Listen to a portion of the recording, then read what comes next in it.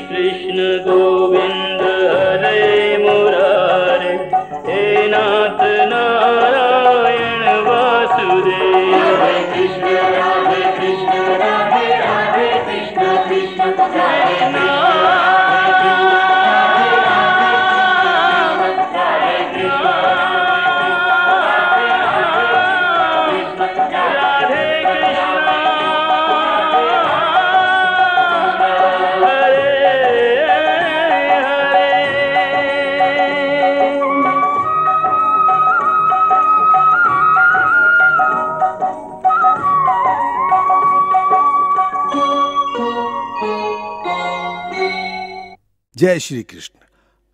महाभारत के युद्ध में अभिमन्यु की हत्या के बहुत महत्वपूर्ण स्थान है। क्रूरता, अधर्म और निर्ममता के पराकाष्ठा के ऐसन दिल दहला देवे वाला उदाहरण इतिहास में दूसरा ना मिलेला। कौरव सेना के साथ साथ महारथी सब मिलके छोट उम्र के एगो अकेला योद्धा के चारों ओरी से घेर के कैसन बेरहमी से ओकर हत्या कैलन। अभिमन्यु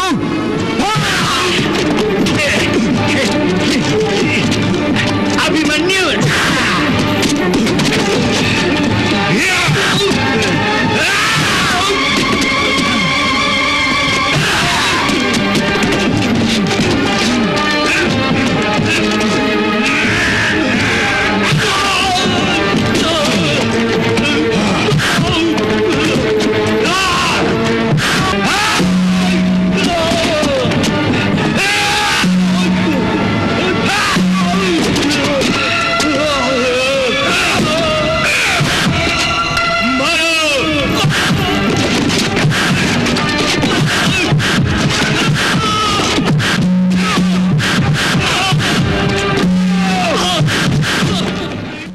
देख के उस सातों हत्यारा के धिक्कारे के मन करेला। धिक्कार है उनका वीरता पर, धिक्कार है उनकर मानवता पर। उस सातों एक से एक परम वीर हमार बेटा लक्ष्मण के हत्या कैले रहे तू। हिले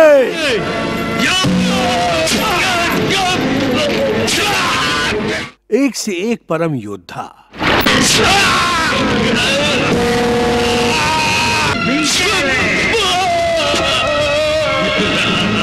एक से एक बड़ महारथी,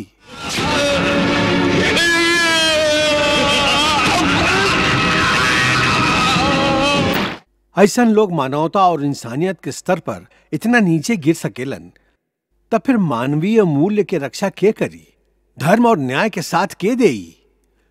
दुर्योधन के बारे में तब मान लेली कि आपन बेटा के कटल माथा के देख के वो प्रतिशोध के आग में अंधा हो गई रहे।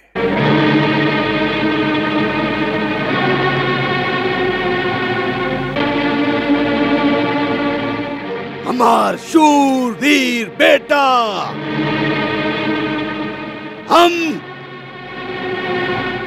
हम तो के वचन देत हई कि तोहार हत्या के बदला जरूर लिहल जाई।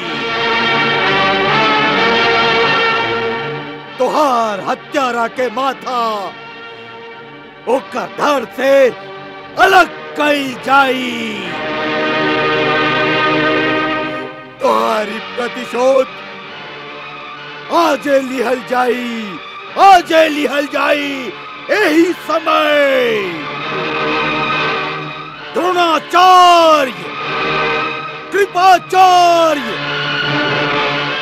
शकुनी मामा, अंगराज, तू सबे मिलके अभिमन्यु के घेर ला। उस सपोला बच के ना जाए के चाहिए।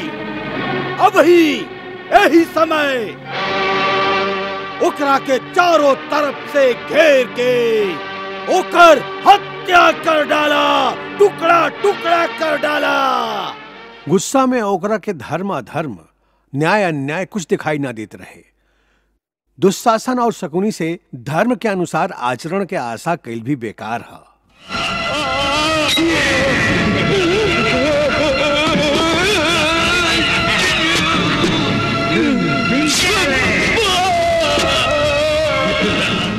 वो नीच प्रकृति के लोग रहन, बाकी दुखता द्रोणाचार्य पर हो खेला। गुरुपद पर बैठल ओह महापुरुष के संतुलन कहवा खो गई रहे, उनकर बुद्धि के विवेक काहे मर गई रहे। ये जब सोची ले तो उनकर वो वाक्य याद आ जाला जे वो युधिष्ठिर से कहले रहन कि युधिष्ठिर, मनुष्य धन के दास हो खेला। तू तो जाना तारा धर्मराज कि मनुष्य अर्थ और धन के दास हो खेला। हम कौरवन के अधीन रह के उनका से प्राप्त होके वाला धन से आपन और आपन घर परिवार के भरण पोषण करीला। ऐसे यदि हम कौरवन के साथ छोड़ देनी तो समझा अपन धर्म के साथ छोड़ देनी। ऐसन विद्रोह करे से पहले तो अच्छा है कि हमार प्राण हमार शरीर के छोड़ देवे, जेह पर कौरवन के नमक के ऋण है। मतलब हर आदमी धन के गुलाम हो जाला। मानव इतिहास के कड़ुआ सच, मानव संस्कृति के सबसे बड़ा विडंबना है कि बड़ से बड़ वीर, बड़ से बड़ इंसान धन के हाथों बिक जाला। केहू प्रश्न कैले है कि यदि ओह समय भीष्म पितामह होतन त का आपन महारथियन के इतना घोर पाप करे दिहतन? एह प्रश्न के उत्तर में हम एगो प्रश्न पूछल चाहत हई कि जब कौरव सभा में ऐसे भी भयंकर अत्याचार एगो नारी पर होत रहे,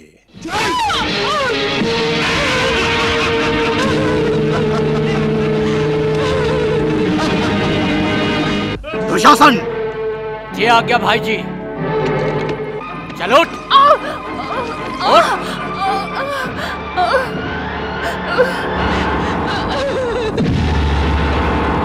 आवा द्रौपदी, आवा, आके हमार गोदी में बैठ जा।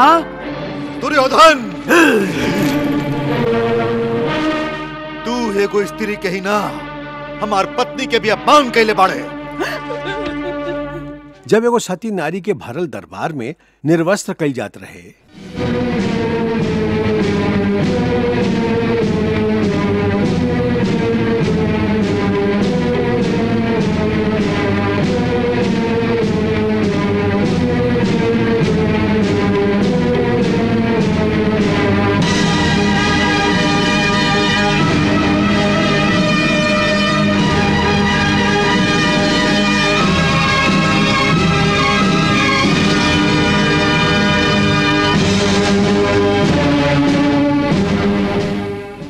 तब भीष्म पितामह ओह अत्याचार के रोके के खातिर का कइले रहन?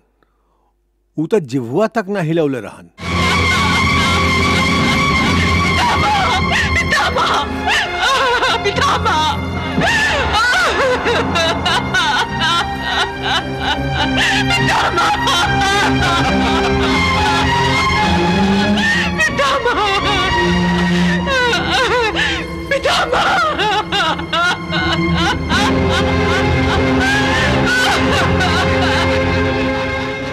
पितामह। आप हाथ पर हाथ धर ले, सब देख रहल हई, कुछ बोल न सकेली, ई अनर्थ के रोक न सकेली। का इहे संस्कार सींचले हई आप अपन पीढ़ी में? क्यों वो अपन बुजुर्ग लोग के सामने एगो स्त्री जात के आत्मा के ही नंगा कर दे पितामह। वो समय स्वयं भगवान कृष्ण ही द्रौपदी के लाज बचौले रही।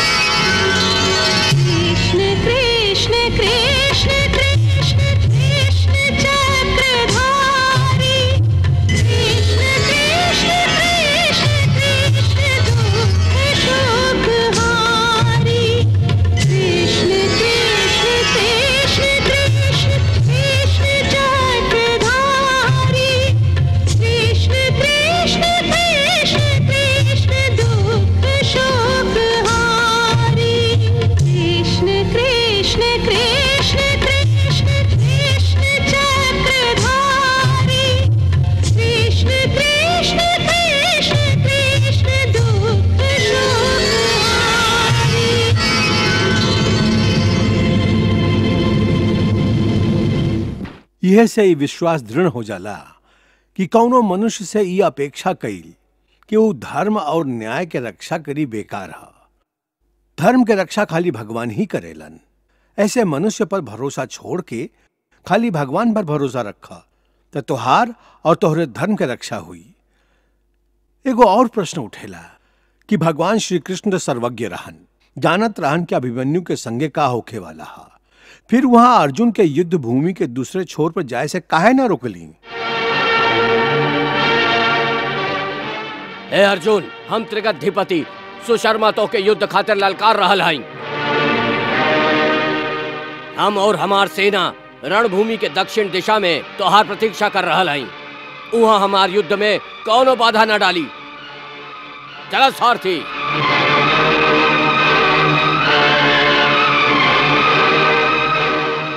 और एगो क्षत्रिय होके युद्ध के निमंत्रण के स्वीकार ना कइल ता धर्म हुई। ऐसे तू हमार रथ के दक्षिण के छोर पर ले चला।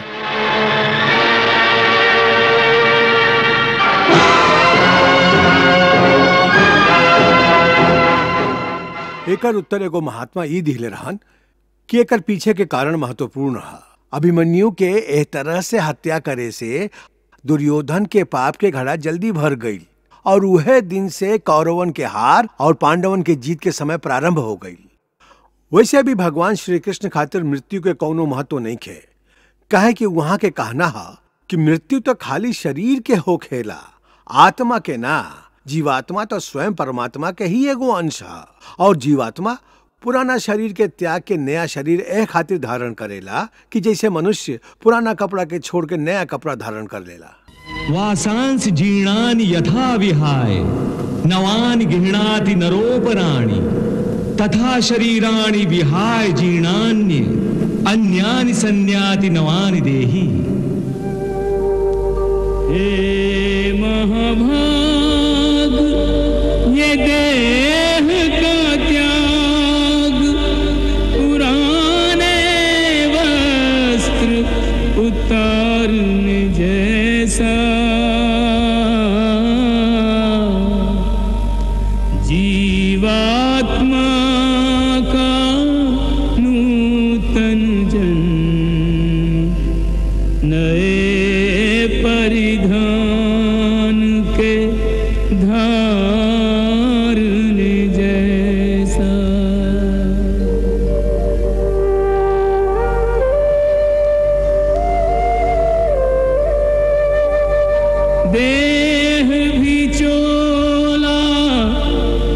वस्त्र भी चोला है यह तथ्य विचारने जैसा।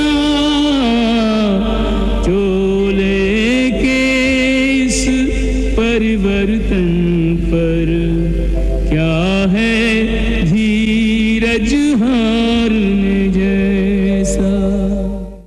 अर्जुन के गीता के उपदेश दे समय भगवान श्री कृष्ण कहली, जे जन्म लेवेला उ निश्चित ही मरेला, और जे मरेला उ निश्चित ही जन्म लेवेला। फिर मरे वालन के शोक काहे मनावल जाए?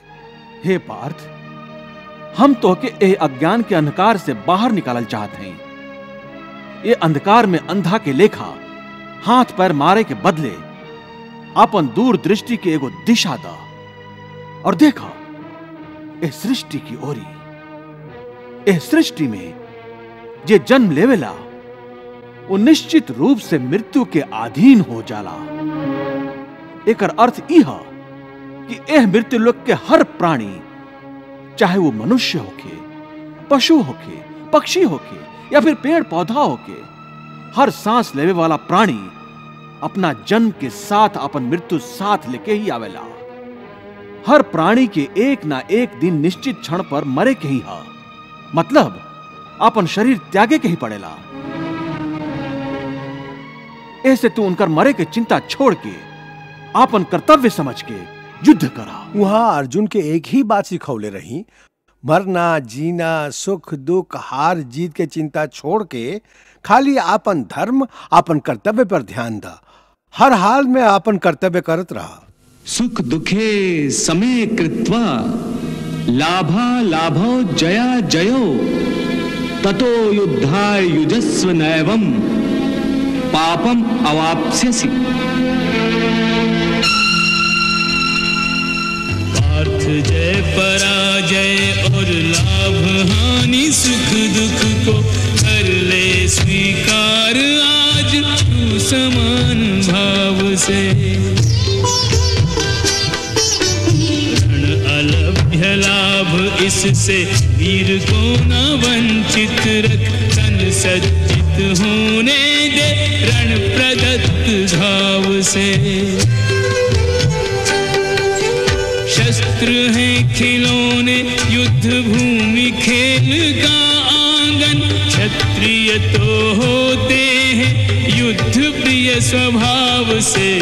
होकर कटिबद्ध धर्म युद्ध हेतु प्रस्तुत हो, यूं तू बच जाएगा पाप के प्रभाव से। यूं तू बच जाएगा पाप के प्रभाव से। एह तरह सुख दुख, लाभ हानि, जय पराजय अथवा हार जीत के एक समान समझ के खाली ए खातिर युद्ध करा, काहे कि ए समय युद्ध कैल तुहार कर्तव्य है। जब कर्तव्य के बात आवेला तब हम भगवान श्री कृष्ण के जीवन चरित्र के आदर्श के सामने रख सकेली। भगवान श्री कृष्ण आपन कर्तव्य से कब विचलित ना भइली। वहां के कहला के अनुसार जे मनुष्य के कर्तव्य हा वह मनुष्य के धर्म हा। धर्म के मतलब कोनो जाति या मजहब नहीं है, बल्कि एगो व्यक्ति के कोनो विशेष परिस्थिति में का कर्तव्य होके के चाहिए। जैसे पिता के का धर्म है, बेटा के का धर्म है, राजा के का कर्तव्य है, देशभक्त के का धर्म है, ओकरे भगवान श्री कृष्ण ओह व्यक्ति के धर्म या कर्तव्य मानेलन।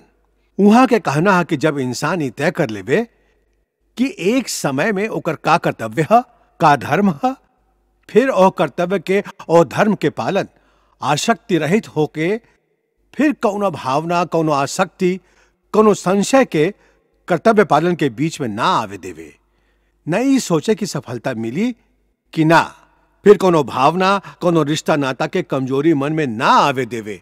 ओकरे भगवान योग भी कहेली। यदि कोनो भी काम निष्काम कर्म योग के रीति से कैल जाए तो ना तो ओकर पाप लागेला और ना ओकर पुण्य मिलेला। निष्काम कर्मयोग? हाँ, निष्काम कर्मयोग। ई बड़ा अनोखा बात कह रहा बाड़ा केशव। हमार बुद्धि अभी तक एकरा ग्रहण ना कर रहा है। कहे कि तोहार बुद्धि पर अभी तक आसक्ति के पर्दा पड़ल है। और जे निष्काम कर्म योग हम तोहरा के बता रहा हैं ओकर बुनियाद ही निरासक्ति के आधार पर रखल गई है। हे अर्जुन, यह निरासक्ति योग के समझ लेबा तो तुहार जीवन में पूर्ण शांति आ जाए।